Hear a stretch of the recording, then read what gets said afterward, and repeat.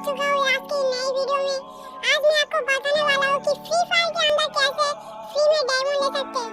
तो इसके लिए एक ऐप डाउनलोड करना पड़ेगा, उसका नाम है रूटर ऐप।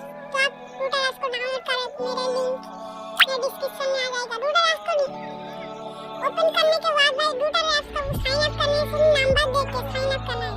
साइन अप करने के बाद आपको यहाँ पर आना है, देखो इस वाली ऑप्शन है, यहाँ पर देखो कोना में एक ऑप्शन है, देखो यहाँ पर आना है।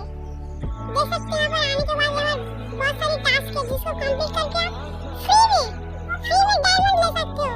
फ्री फायर का डायमंड यहाँ पर आए होगे आप, यहाँ पर गेमिंग में आ जाओगे, देखो फ्री फायर डायमंड है 18,500 कॉइन फ्री।